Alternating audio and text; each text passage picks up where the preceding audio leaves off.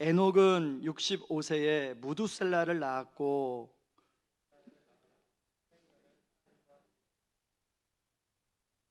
그는 365세를 살았더라.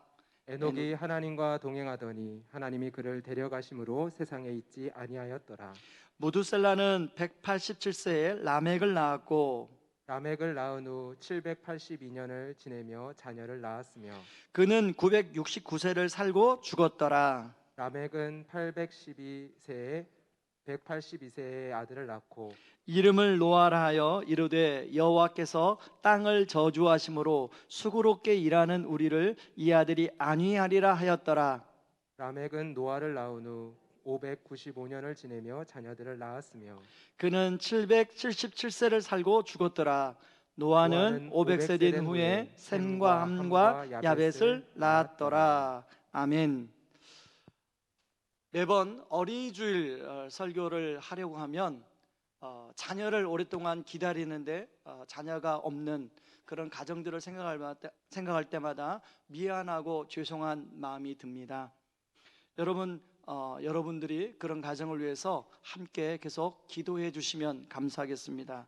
자, 어린이주일 설교를 하면서 저는 두 사진을 여러분에게 좀 보여드리고 싶은데요. 먼저 첫 번째 사진입니다. 여러분, 이 무덤이 누구의 무덤인지 혹시 아시나요? 바로 이완용 씨의 무덤입니다. 이미 이 무덤은 더 이상 존재하지 않습니다. 폐묘가 되었는데요.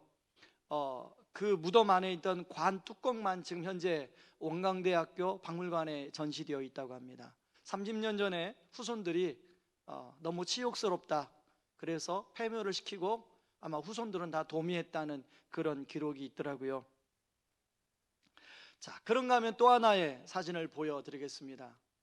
여러분, 이 사진은 양화진 선교사의 무덤에 있는 바로 월리엄 제임스 홀과 시어도 홀의 묘비입니다.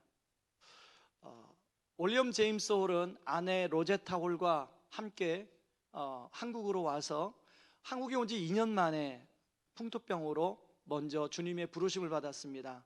그때 로제타 홀에게는 첫째 시어도 2살짜리 아기가 있고요, 그리고 태중에는 7살짜리 에디스가 있었습니다. 근데 로제타 홀은 남편이 떠났지만 미국으로 잠시 갔다가 한국으로 다시 돌아와서 선교를 계속했습니다.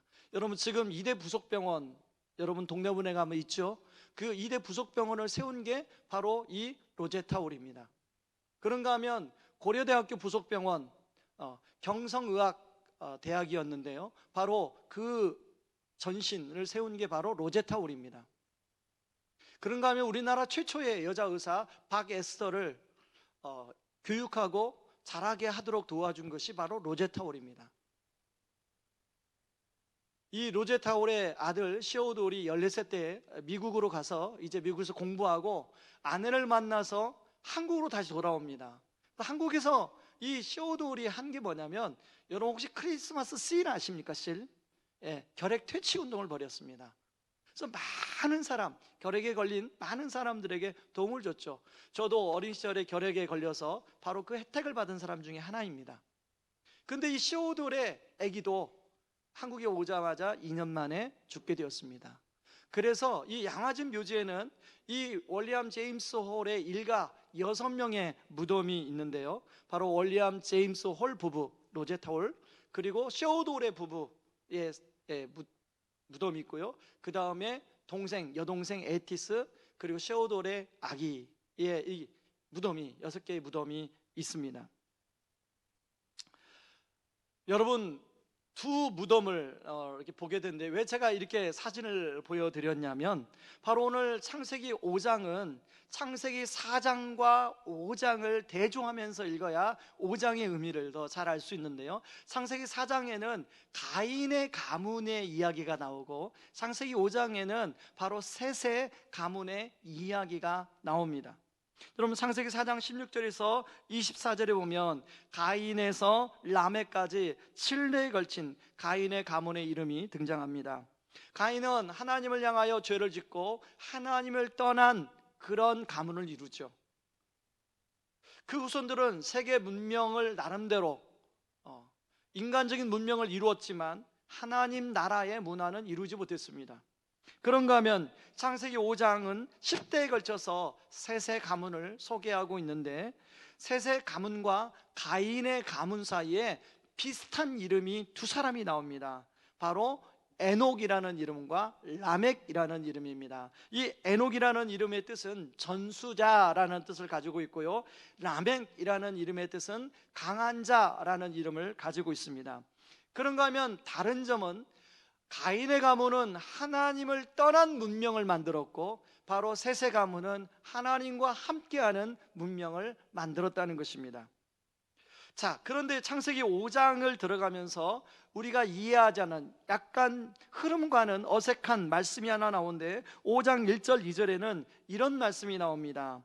이것은 아담의 계보를 적은 책이니라. 하나님이 사람을 창조하실 때에 하나님의 모양대로 지으시되 남자와 여자를 창조하셨고, 그들이 창조되던 날에 하나님이 그들에게 복을 주시고 그들의 이름을 사람이라 일컬으셨더라.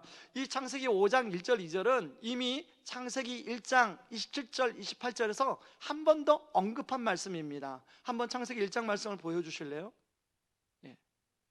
자, 하나님이 왜 창세기 1장에서 언급한 말씀을 5장 1절 2절에서 다시 언급하냐? 하나님은 셋을 통해서 이제 하나님을 믿는 사람들을 하나님께서 세우시면서 다시 한번 하나님의 말씀을 따라 살아가는, 하나님이 원하시는 세상을 만들었으면 좋겠다고 하는 당부를 하고 있더라는 것입니다. 우리도 언젠가는 오늘 본문에 나오는 사람처럼 이제 살다가 흙으로 돌아가게 될 때가 있을 것입니다. 그리고 우리의 후손, 우리의 자녀들이 태어나겠죠. 그러면서 원튼 원치 않든 나름대로의 가문을 만들게 될 텐데, 여러분이 원하시는 그런 가문, 어떤 가문이 이루어지기를 원하십니까? 가인의 가문, 셋의 가문, 아무도 아마 그런 가인의 가문 같은 그런 가문이 이루어지기를 원치 않겠지요. 모두가 다 셋과 같은 그런 믿음의 가문을 이루기를 원하실 것입니다. 저는 오늘 예배드리는 성도님들, 의왕우리교회 모든 성도님들이 그런 믿음의 가문을 이루기를 주님의 이름으로 축복합니다.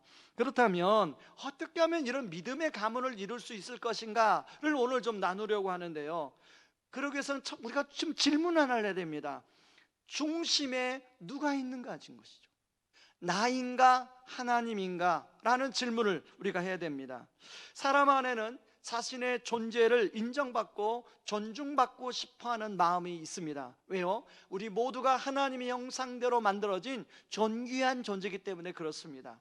그런데 문제는 이런 욕구가 과해지게 되면 선을 넘는 경우가 있는데, 건강한 욕구가 넘어서 나 중심적으로 변하게 됩니다. 그 예가 창세기 4장에 나오는 가인이 그렇습니다. 여러분, 창세기 4장에 보면 가인도 하나님께 제사를 드리고 아벨도 하나님께 제사를 드립니다. 가인은 형이고 아벨은 동생이죠. 가인은 농사를 지었고 아벨은 양을 키웠습니다. 자기의 소출로 제물을 드립니다. 제물로 하나님께 제사를 드립니다. 그래서 가인은 농사를 통해서 농산물을 이제 첫 추수해서 제사를 드리고, 아벨은 양을 잡아 첫 새끼를 제사를 드립니다. 그런데 하나님은 가인의 제사는 받으시고 아벨의 제사는 받지 않아요. 그래서 어떤 분들은 가인도 양을 잡아 제사를 드려야 되는데 그러지 않아서다. 저는 그렇게 생각하지 않습니다. 하나님이 우리가 드리는 제물을 가지고 우리를 차별한다? 절대로 그러신 분이 아니죠.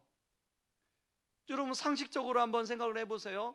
여러분, 누군가가 여러분에게 인격적으로 대하면 좋습니까? 아니면 여러분을 약간 무시하고 성의 없이 대하면 좋겠습니까?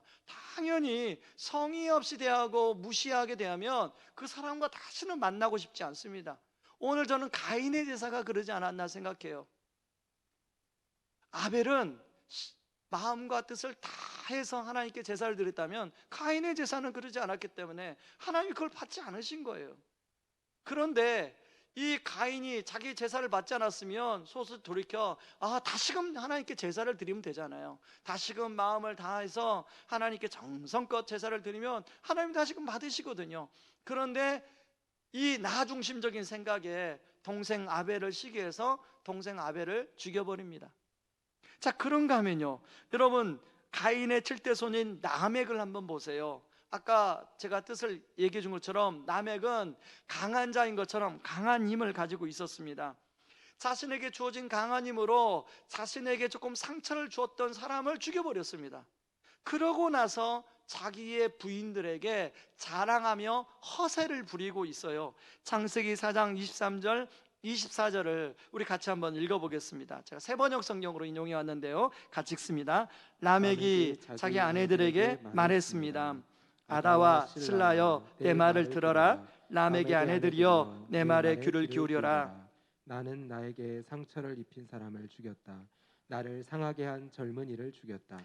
가인을 죽인 사람은 7배로 벌을 받지만 라멕을 죽인 사람은 77배로 벌을 받을 것이다. 이게 무슨 말입니까? 자기 칠대손 할아버지 가인은 7배 벌을 받아주지만 나는 77배 벌을 받아도 괜찮다. 이게 뭐예요? 하나님을 두려워하지는 자만한 모습 아니겠습니까? 사실 일반적으로 우리는 죄라고 하면 살인이나 도둑이나 또 남을 해치는 어떤 이런 현상적인 거, 열매로나 죄의 열매만을 우리가 죄라고 얘기하는데요, 여러분, 열매라는 것은 뿌리에서 나오는 것입니다. 그 뿌리를 가면 그 뿌리는 뭐냐면 하나님을 하나님으로 인정하지 않고 내가 하나님이 되고자 하는 마음, 이게 죄의 뿌리입니다. 그러다 보니까 세상과 인생의 주인이 하나님이 아니라 자기 자신이에요. 나 자신이에요. 하나님을 인정하지 않다 보니까 다른 사람에게도 무례하게 하는 거예요. 그래서 라멕처럼 나 조금 피해줬다고 막 죽여버리고 그걸 막 떵떵거리고 자랑하고. 여러분, 요즘 우리가 사는 세상에 얼마나 이런 일들이 많이 일어납니까? 자, 아담과 하와에서 시작된 죄가 가인에게서는 형제를 죽이는 죄로 나타났고요, 라멕에게서는 더 이 죄가 확대되어서 더 좀 악해지고 있는 것 같은 그런 현상을 보여주고 있지 않습니까? 자, 이러한 나 중심적인 인간의 모습은 결국 하나님의 심판을 불러오게 되는데요, 창세기 6장에 보면 그 하나님이 세상을 홍수로 심판하는 이제 작정하시는 내용이 나옵니다. 창세기 6장 5절, 6절, 7절을 제가 한번 읽어보겠습니다. 여호와께서 땅 위에 사람의 악한 행동이 크게 퍼진 것을 보셨습니다. 그리고 그들의 생각이 언제나 악할 뿐이라는 것도 아셨습니다. 여호와께서는 땅 위에 사람을 만드신 것을 후회하시며 마음 아파하셨습니다. 그래서 여호와께서 말씀하셨습니다. 내가 만든 땅 위의 사람들을 모두 멸망시키겠다. 사람에서부터 땅 위의 모든 짐승과 기어다니는 것과 공중의 새까지도 멸망시키겠다. 왜냐하면 내가 그것들을 만든 것을 후회하기 때문이다. 여러분, 그런데요, 이런 나 중심적인 생각이 여러분 우리 안에도 있지 않습니까? 지난주입니다. 한 성도님이 저에게 이런 질문하는 거예요. 목사님, 예전에는 주일 성수라는 개념이 확실해서 주일날 사용할 물건을 토요일에 다 준비해 놓고 어디 멀리 갔다가도 본교회 예배당에서 예배를 드리려고 토요일 늦게까지 와서 본교회 예배당 한 번도 예배를 빠지지 않았는데, 이 코로나가 오고 또 온라인으로 예배를 드리다 보니까 여행을 가서 예배를 드려도 되겠다라는 생각이 들더래요. 그래가지고 이제 친구들과 함께 여행 계획을 짜는데 주일을 포함시켜서 여행 계획을 짰답니다. 그러고 이제 여행을 가가지고 친구들은 다 다른 본인은 그래도 이제 주일날 11시에 이제 온라인으로 그 여행지에서 예배를 드렸다는 거예요. 그런데 마음이 찜찜하더라는 거예요. 목사님은 어떻게 생각하십니까? 근데 그분의 질문이었습니다. 여러분, 이런 생각들은 여러분들이 한두 번쯤은 다 해보지 않으셨나요? 제가 그분한테 뭐라고 이렇게 말씀을 드렸냐면, 한국 교회는 그동안에 너무 과다한 율법주의에 사로잡혀 있었던 것이 사실입니다. 그러다 보니까 주일에는 저것은 하면 안 돼, 이런 것은 꼭 해야 돼, 그런 것들이 참 많았습니다. 그리고 그것을 지키지 않으면 하나님께 벌을 받고 축복을 받지 못한다고 생각을 했습니다. 그런가 하면 지금은 오히려 자유로운 성도님이 참 많은데요, 특히 코로나로 인하여 이런 자유로운 분위기가 훨씬 많은 것처럼 보입니다. 그런데 저는 우리가 자신을 너무 올가매이는 율법주의도 하나님이 원치 않으시지만 또 하나는 나 중심이 되어서 내 맘대로 주의를 사용하는 자유주의도 하나님이 원치 않으신다고 생각합니다. 그러므로 율법주의도 자유주의도 그 중심에는 나 자신이 있지 하나님이 존재하지 않습니다. 그런 우리는 자유주의와 이런 율법주의에 수시로 치우치는데, 그런 우리를 하나님은 복음으로 초대합니다. 바로 복음에는, 그 중심에는 하나님이 존재합니다. 다시 말해서 예배는 은혜에 대한 하나님께 드리는 반응이 예배입니다. 하나님이 주인입니다. 우리가 주인이 아닙니다. 내가 주인이 아닙니다. 근데 어느 때부터 우리 예배가 내가 주인이 됐다는 거죠. 여러분, 사실 예배 형식은 상황과 환경에 따라 달라질 수 있다고 생각합니다. 그러나 항상 바로미터가 바로 그 상황에서 그 중심에 내가 있느냐 하나님이 있느냐가 바로미터라는 것이죠. 여러분, 오늘 예배당에 오신 분들도 여러분 중심의 바로미터에, 여러분의 바로미터에 여러분 내가 있으면 여러분 수정하셔야 됩니다. 여러분 각 가정에서 지금 온라인 예배를 드리는 분도 여러분 중심에 내가 자리 있고 잡고 있으면 그 수정하셔야 됩니다. 하나님이 기뻐하지 않으세요. 마치 가인의 제사를 받지 않은 것처럼 우리의 제사를 하나님이 싫어하실 수 있어요. 저는 이런 수정이 오늘 여러분 우리의 예배 안에 일어나기를 바랍니다. 자, 그런 측면에서 자녀 교육도 마찬가지입니다. 여러분, 폴 트립의 완벽한 부모는 없다라는 책을 제가 예전에 소개한 적이 있는데요, 이 책에 보면 폴 트립은 부모들이 교육이라는 이유로, 강한 규율로 통제하려고 하여 자녀의 마음에 노여움을 심어주고 속박을 함으로 말미암아 자녀와 부모 사이에 갈등을 일으키는 가정이 너무 많다는 거예요. 부모는 부모대로 화가 나고 자녀는 자녀대로 화가 나서 교육은 어디론가 사라지고 갈등의 폭이 점점 더 깊어지는 거죠. 폴 트립은 이렇게 이야기합니다. 혹시 부모의 통제가 부모의 나 중심적인 불안과 두려움에서 나오는 것이 아닌가를 곰곰이 생각해 볼 필요가 있다는 것입니다. 그래서 폴 트립은 뭐라고 했냐면, 부모가 자기 자식을 변화시킬 수 없다는 것을 인정하는 것이 되게 중요하다. 여러분, 사람을 변화시키는 능력은 사람에게 주지 않았다는 거예요. 부모에게 주지 않았다는 거예요. 오직 하나님만이 사람을 변화시킬 수 있고 우리 자녀를 변화시킬 수 있는데, 인간인 부모가 자녀를 변화시키려다 보니까 변화되지 않으려는 그 자녀와 사이에 갈등밖에 일어나지 않는다는 것이죠.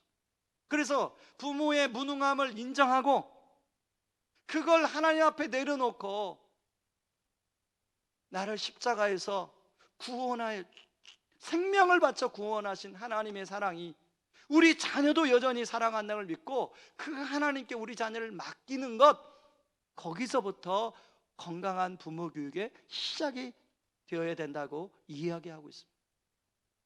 사실 저는 이 부분을 읽으면서 비슷한 실수를 많이 했기 때문에 참 많은 공감이 되었습니다. 사실 우리가 이외에도 자기 중심성이라는 장애물에 놓여 있는 분이 얼마나 많은지 모르겠습니다. 여러분, 우리가 가까운 관계, 부부 관계를 보면 얼마나 자기 중심성으로 우리가 서로 남편을 대하고 아내를 대하는지요. 여러분, 조금만 나가도 여러분 우리가 모든 관계를 한번 점검해 보면 나 중심적으로 대할 때가 얼마나 많이 있습니까? 자, 저와 여러분은 어떻습니까? 한번 생각해 보시기 바랍니다. 자, 그런가 하면 믿음의 가문을 이제 이루기 위해서는요, 중심이 이동해야 되는데 나에게서 하나님에게로 이동해야 됩니다. 여러분, 하나님은 이제 아벨이 죽고 셋을 아담과 하와에게 선물로 허락해 주십니다. 그리고 셋도 이제 자식을 낳는데요, 에노스를 낳는데 창세기 4장 26절은 이렇게 얘기합니다. 같이 한번 읽어보시죠. 세번역 성경으로 인용했습니다. 같이 읽습니다. 셋도 아들을 낳고 아이의 이름을 에노스라 하였다. 사람들이 주님의 이름을 불러 예배하기 시작하였다. 자, 하나님의 이름을 불렀다는 것은 하나님께 말을 걸기 시작했다는 거예요. 그 전까지는 아예 하나님께 말도 걸지 않았어요. 하나님을 무시하며 살았어요. 하나님이 없다고 생각하며 살았어요. 그런데 에노스가 태어나면서 무슨 변화가 일어난지 모르겠지만 그때부터 하나님께 말을 걸고 하나님을 믿기 시작했고 하나님께 예배하기 시작했다는 거예요. 하나님께 예배가 해보게 됐다는 거예요. 여러분, 에노스라는 이름을 사전에 찾아보면요, 사람, 인간, 그리고 또 하나 있는데 연약함이라는 뜻을 가지고 있습니다. 성경에 나오지 않기 때문에 상상해 볼 수 없죠. 에노스를 낳으면서 셋이 인간의 연약함을 경험한 것 같아요. 그 전까지는 모든 것이 내 힘으로, 내 뜻대로, 내 생각대로 할 수 있어, 내가 노력만 하면, 열심히 노력만 하면 뭐든지 할 수 있어 했는데, 아마 에노스를 낳으면서 인간의 무력함을 깨달았던 것 같아요. 제가 아는 한 성도님은요, 지금은 이제 그 두 딸이 다 아주 장성해서 이제 사회에 아주 주요 역할을 하고 있는데, 이 큰 딸이 아주 어릴 때 갑작스럽게 아파가지고 병원에 갔는데 아주 큰 수술을 하게 됐습니다. 근데요, 이 아버지가 자기 자존심 뭐 이런 거 다 내려놓고 그냥 병원 무릎바닥에 무릎 꿇고, 하나님 아버지, 제가 교만했던 것을 용서해 주십시오. 제가 하나님 없이 내 마음대로 살았던 거 용서해 주십시오. 우리 딸 하나님 불쌍히 여겨 주십시오. 지금 이 수술이 잘못되면 우리 딸 죽습니다. 우리 딸 살려 주십시오. 결국은 수술이 잘 돼서 그 딸도 건강하게 회복이 됐는데요, 그때부터 이 성도님은 하나님의 이름을 부르는 사람이 되었어요. 지금은 아마 이제 제가 최근에 소식을 들어보니까 이제 공기업에 다녔는데 공기업을 잘 은퇴하고 저기 어디 멀리 제3세계에 가서 자기 남은 인생을 선교하며 보낸다고요. 하나님 은혜가 너무 감사해서. 여러분, 이처럼 아마 셋도 에노스를 낳으면서 자신의 연약함을 깨닫기 시작해. 아, 그래서 내가 하나님의 이름을 부를 수밖에 없는 존재구나, 하나님을 경외하며 살 수밖에 없는 존재구나를 알았던 것 같아요. 자, 그런가 하면요, 여러분 여기 22절 한번 보시기 바랍니다. 자, 22절에 이렇게 나와요. 에녹은 무두셀라를 낳은 뒤에 300년 동안 하나님과 동행하면서 딸을 낳았다, 이렇게 나와요. 자, 무두셀라를 낳기 전에는 에녹이 하나님과 동행했다는 것입니까? 동행 안 했다는 것입니까? 안 했다는 것입니까? 65년까지는, 65세가 될 때는 하나님과 동행 안 했다는 거예요. 무두셀라를 낳은 후부터 하나님과 동행했다는 거예요. 자, 그러면 이 무두셀라를 낳은 사건이 뭐냐는 것이죠. 우리가 질문해 볼 수 있잖아요. 자, 무두셀라라는 이 이름의 뜻은 투창의 사람인데요, 그걸 의역을 하면 누구누구에게 뭔가를 보내다. 그래서 그 신학자들은 이걸 어떻게 해석하냐면, 아마 무두셀라가 에녹이 무두셀라를 낳을 때 하나님으로부터 계시를 받았는데, 무두셀라를 죽는 후에 하나님이 세상을 심판할 것이라는 메시지를 받았을 것이다 라고 그렇게 해석을 합니다. 여러분, 실제로 노아의 나이 600세의 홍수가 일어났습니다. 무두셀라가 라멕을 187세에 낳았고, 그리고 노아를 182세에 낳았습니다. 합치면 369년이에요. 자, 계산하면, 자, 스크린에 보여주세요. 187 플러스 182 플러스 600 하면 무두셀라의 나이가 나와요. 969세. 바로 그때 홍수가 일어난 거예요. 에녹은 이러한 하나님의 메시지를 듣고 그때부터 하나님과 동행했어요. 자, 이렇게 하나님과 동행한 에녹을 하나님은 죽음 없이 하늘로 데려갔습니다. 여러분, 인간의 고통 중에 죽음의 고통만큼 참 곤욕스러운 고통이 없는 것 같아요. 어떤 분들은 이제 나는 그 요양원에서 오래 그렇게 투병하다가 그렇게 죽고 싶지 않아, 그냥 나는 그 잠잘 때 순간 하나님 데려가셨으면 좋겠어. 근데 그런 분들 있잖아요. 근데 그게 뭐 마음대로 뜻대로 되나요? 그리고 저는 장례를 많이 치르다 보니까 또 그렇게 세상을 떠난 분들도 자녀들이 너무 많이 서운해 하더라고요.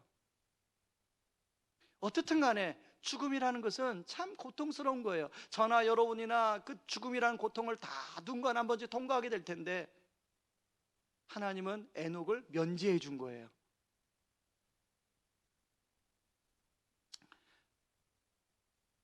여기에 여러분, 가인의 아들 에녹은요, 하나님 없는 삶을 전수해 줬다면 셋의 후손인 에녹은 하나님 믿는 삶을 전수해 줬음을 알 수 있습니다. 아까 에녹이 전수자라는 뜻을 갖고 있다고 그랬잖아요. 자, 무두셀을 낳고 그의 중심이 나 중심에서 하나님께로 이동했기 때문에 가능한 것이에요. 자, 그런데 무두셀라에게만 이런 믿음을 전수해 준 것이 아니라, 여러분, 무두셀라가 187세에 라멕을 낳는데요, 에녹의 나이 252세입니다 그때가. 그러면 라멕이 태어났는데 라멕과 에녹이 몇 년을 함께 살았냐면 약 110년을 정도를 함께 살았다는 계산이 나와요. 여러분, 할아버지 에녹을 보면서 이 라멕이 무엇을 느꼈을까요? 늘 하나님과 동행하는 모습을 보면서 자연스럽게 그런 믿음을 전수받지 않았겠습니까? 자, 이것을 어떻게 하냐면, 라멕이 자신의 아들 노아를 낳고 이름을 짓는데 그 이름의 뜻이 남달라요. 여러분, 창세기 5장 29절 같이 한번 읽어볼까요? 같이 읽습니다. 라멕은 그의 아들의 이름을 노아라고 지었습니다. 라멕이 말했습니다. 노아는 하나님께서 저주하신 땅에서 수고하며 고통스럽게 일을 하는 우리를 위로해 줄 것이다. 자, 라멕이라는 이름이 아까 가인의 후손에게도 있었다고 그래요. 있었다고 말씀을 드렸어요. 근데 그 가인의 후손 라멕은 자신의 강한 힘으로 자기만을 위해서 살았던 사람이에요. 그런데 셋의 후손 라멕은 그 강한 힘으로 지금 많은 사람들을 위해서 섬기려고 하는 마음을 가지고 있더라는 것입니다. 그래서 자기 아들 노아의 이름을 지으면서 수고하고 그 고통스럽게 일하는 세상 사람들을 보면서 그들을 위로하는 사람이 좀 좋겠다라고 이름을 지었습니다. 이것은 중심이 나에게만 있는 사람에게는 결코 일어날 수 없는 것이죠. 중심이 나에게만 있는 사람은 오로지 자신의 아들이 다른 사람들보다 더 많이, 더 높게, 더 큰 뭔가를 누리기를 더 원하죠. 여러분, 창세기 4장에 보면 가인이 에녹을 낳고 가인이 지은 성을 에녹성이라고 부릅니다. 여러분, 혹시 우리가 우리 자녀를 그런 식으로 교육하고 있지 않습니까? 너 가급적이면 너만의 높고 더 튼튼한 그런 성을 지어. 그게 인생의 성공이야. 그러니까 그러려면 명문대학교를 가야 돼. 그러려면 네가 뭔가를 열심히 해야 돼. 그렇게 우리가 교육하고 있지 않아요? 무합리. 여러분, 하나님께로 중심이 이동한 남에게 마음 안에는 하나님의 마음이 부어진 것 같아요. 하나님의 눈으로 세상이 보였던 것 같아요. 여러분, 이런 차원에서 에녹의 손자 노아의 아버지 라멕이야말로 진정한 강한 자라고 할 수 있을 것입니다. 이건희 회장이 지난주에 세상을 떠났습니다. 언론은 두 가지를 비추더라고요. 하나는 그분이 세상을 향하여 얼마나 많은 기부를 했는가, 또 하나는 자녀들에게 얼마나 많은 유산을 물려주었는가.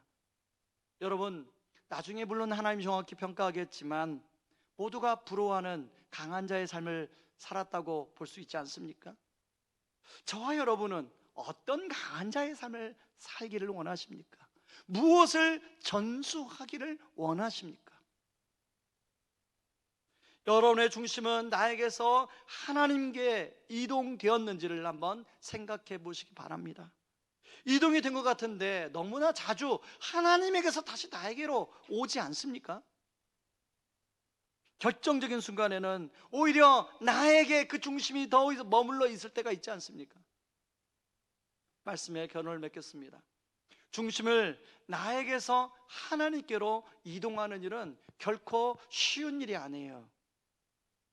우리 안에는 여전히 내가 중심이 되었으면 하는 마음이 많이 작용합니다. 실제로 일상생활 속에 내가 중심이 될 때가 훨씬 많아요.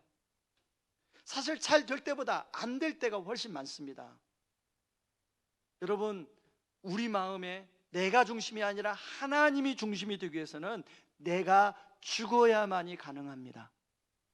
여러분, 부모 교육에서 정말로 하나님이 중심이 되기 위해서는 부모인 우리가 죽어야만이 가능합니다.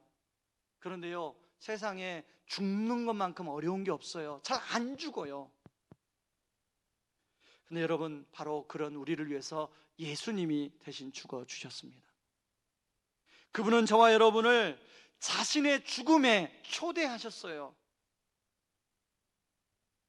그리고 그 예수 안으로 들어오면 다시 태어난다는 것을 약속해 주셨습니다. 이것을 상징적으로 보여주는 사건이 바로 세례식입니다. 로마서 6장 3절 4절은 이 부분을 이렇게 이야기합니다.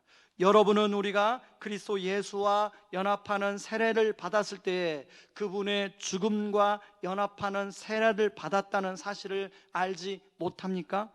그러므로 우리가 죽음에 이르는 세례를 받음으로 그리스도와 함께 묻힌 것은 그리스도께서 아버지 영광으로 죽은 자들 가운데서 살아나신 것처럼 우리도 새 생명 가운데 살기 위함입니다. 여러분, 우리는 예수님과 연합할 만한 자격이 없는 사람들입니다. 여러분, 결혼도 수준이 맞아야 돼요. 그런데 수준이 너무나 현격하게 차이 나면 그건 결혼이 성사될 수가 없어요. 연합이란 건 결혼하고도 비유하거든요. 연합이 되려면 수준이 많아야 연합이 되는 거예요. 근데 지금 예수님과 우리하고는 수준 차이가 너무나도 너무 많이 나요. 그런데 예수님이 우리를 사랑해서 우리와 연합해 주신 거예요. 이게 그 은혜입니다. 여러분, 왜 공동체적으로 세례식을 행할까요? 세례식은 모든 사람이 딱 인생에 한 번만 받습니다. 그러나 다른 분이 세례를 받는 그 세례식에 함께 참여함으로 나 역시 다시 한번 예수 안에서 죽고 내가 다시 한번 예수 안에서 태어난다는 마음의 다짐과 결심을 함께 참여하는 것입니다. 정확한 것은 아니 매일매일의 삶에서 매일매일 일상 속에서 나는 예수 안에 죽고 예수 안에서 다시 살아나야 중심이 나에게서 하나님에게로 이동이 되는 것입니다. 그래서 바울은 갈라디아서 2장 20절에 이렇게 고백하죠. 내가 그리스도와 함께 십자가에 못 박혔나니 그런즉 이제는 내가 산 것이 아니요 오직 내 안에 그리스도께서 사신 것이라. 이제 내가 육체 가운데 사는 것은 나를 사랑하사 나를 위하여 자기 몸을 버리신 하나님의 아들을 믿는 믿음 안에서 사는 것이니라. 여러분은 지금 누구 안에서 살고 있습니까? 여전히 예수를 믿는다고 하지만 여전히 내 안에서 살고 있지는 않습니까?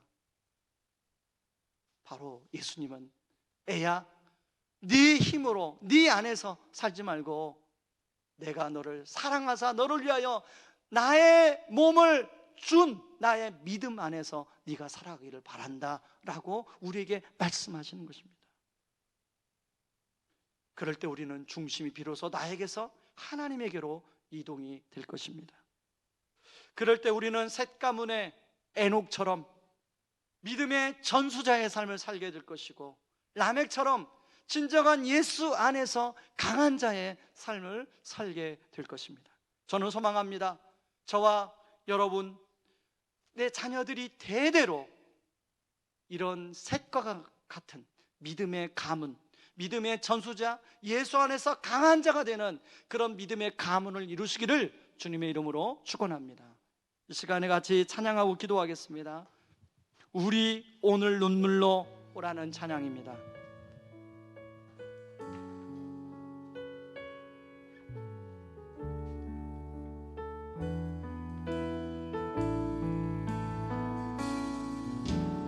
우리 오늘 눈물로 한 알의 씨앗을 심는다. 꿈꿀 수 없어 무너진 가슴 하늘의 푸른 꿈 다시 돋아나도록 우리 함께 땀 흘려 소망의 길을 만든다. 내일로 가는 길을 찾지 못했던 저들 노래하며 달려갈 그 길, 그날에 우리 보리라. 새벽 이슬 같은 저들 일어나 뜨거운 가슴 사랑의 손으로 이 땅 치유하며 행진할 때 오래 황폐하였던 이 땅 어디서나 순결한 꽃들 피어나고 우르르의 나무가 가득한 세상 우리 함께 보리라. 그날에 우리 보리라. 새벽 이슬 같은 저들 일어나 뜨거운 가슴 사랑의 손으로 이 땅 치유하며 행진할 때 오래 황폐하였던 이 땅 어디서나 순결한 꽃들 피어나고 우레르의 나무가 가득한 세상 우리 함께 보리라. 여러분, 에녹이 에노스를 낳고 비로소 하나님의 이름을 부르기 시작했어요. 그리고 에녹은 무드셀라를 낳고 하나님과 동행하기 시작했어요. 그래서 그냥 그전까지는 이 땅에 성공만 전수했던 삶을 살았다면 이제 믿음의 전수자가 되었습니다. 그리고 그 자신의 믿음을 바로 무드셀라에게 라멕에게까지 전수하고 있어요. 그리고 라멕은 그런 믿음을 전수받아 자신의 아들, 이 세상, 죄로 타락한 세상을 바라보며 그 세상 사람들을 위로하는 자가 되었으면 좋겠다고 자신의 아들 노아의 이름을 짓습니다. 여러분, 그게 진짜 강한 자 아닙니까? 여러분, 이 시간에 우리가 기도할 때 하나님 아버지, 하나님 내가 믿음의 천수자가 되게 하여 주시옵소서. 하나님 이 땅에서만 성공만 강요하는 부모가 아니라 하나님 예수 안에서 내가 먼저 강한 자가 되게 하여 주시옵소서. 이 기도하고요, 두 번째 기도할 때 하나님 순간순간마다 나의 중심이 하나님께로 이동한 것 같은데 순간순간마다 나에게로 올 때가 많은데 하나님 내가 예수 그리스도의 보혈로 하나님 내가 죽고 내 안에 예수가 살게 하여 주시옵소서. 그래서 중심이 하나님께로 항상 이동해 있게 하여 주시옵소서. 우리 같이 한번 이 두 가지를 놓고 같이 기도하며 나아갑니다. 기도하겠습니다. 고마우신 하나님 아버지, 고맙고 감사합니다. 아버지 하나님, 우리가 오 살아계신 하나님 아버지 주의 은혜와 능력을 하나님의 주님을 아버지 하나님 인격적으로 만나고 아버지 우리가 자녀를 낳고 사는데 하나님 우리 자녀들에게 그동안에 어떤 교육을 하나님 해왔는지를 다시 한번 돌아보고 점검하기를 원합니다. 아버지 세상에서 하나님 강한 아버지 사람이 되기만을 아버지 원하는 교육만을 하고 있지는 않은 것을 돌아보게 하여 주시옵소서. 아버지 하나님 그것을 회개합니다. 하나님 정말로 에녹이 믿음의 천사 자가 된 것처럼 라멕이 아버지 예수 안에서 강한 자가 된 것처럼 아버지 하나님, 제가 아버지 믿음의 전투자가 되기를 원합니다. 아버지, 제가 아버지 예수 안에서 강한 자가 되기를 원합니다. 하나님 아버지, 이 어두운 세상을 바라보며 하나님의 마음을 품고 하나님의 관점으로 아버지 하나님, 정말로 우리 아버지 자녀를 통하여 아버지 그런 사람을 아버지 위로하는 그런 위로의 삶을 살기를 원하는 그런 소망을 품기를 원합니다. 아버지 하나님, 그런 위해서는 하나님 우리의 마음 중심이 아버지 이동하기를 원하는데, 아버지 그런 위해서는 아버지 내가 예수 안에서 죽고 아버지 예수 안에서 다시 살아야만 가능합니다.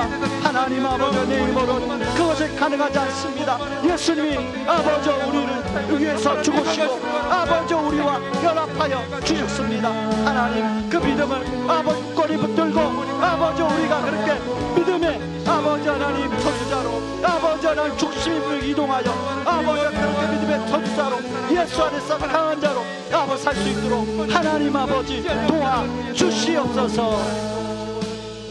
그날에 우린 보리라. 같이 한번 찬양하며 나갑니다. 우린 보리라. 새벽 이슬 같은 저들 일어나 뜨거운 가슴 사랑의 손으로 이 땅 치유하며 행진할 때 오래 왕쾌하였던 이 땅 어디서나 순결한 꽃들 피어나고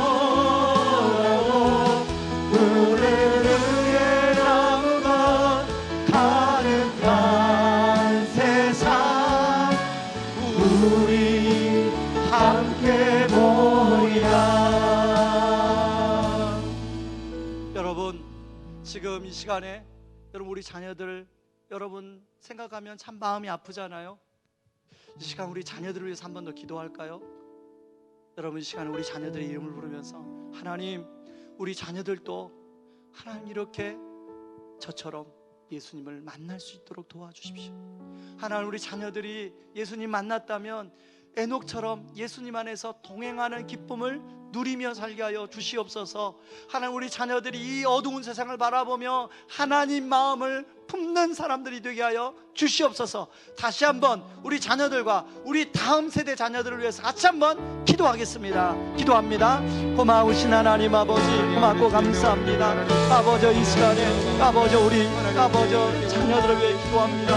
아버지 성준이, 성현이를 하나님 기도합니다. 하나님, 성민이, 성도, 창현이가 예수님을 인격적으로 아버지 만나게 도와주시고 아버지 에녹처럼 예수님과 동행하는 기쁨을 누릴 수 있도록 도와주시고 아버지 하나님의 마음을 품고 이 세상을 바라보는 그런 영적인 안목을 갖는 우리 자녀들 되게 하여 주시옵소서. 아버지 우성고학교에 있는 아버지 우리 자녀를 기억하여 주시고 우성고학교가 미션스쿨이 되게 도와주시고 아버지 신실한 교목이 아버지 세워져서 아버지 하나님 나라에 아버지 문화가 우성고등학교에 꽃피울 수 있도록 하나님 아버지 도와주시고 아버지 우리 다음 세대 자녀들 아버지 하나님 그런 에녹과 같은 주님과 동행하는 우리 자녀를 될 수 있도록 하나님 아버지 도와주시옵소서.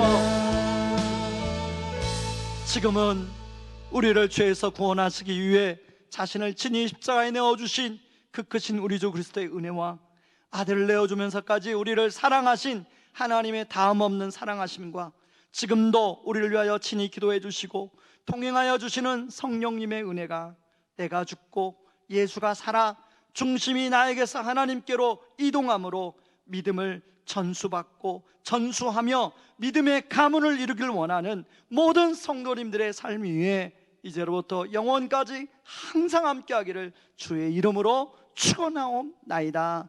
아멘.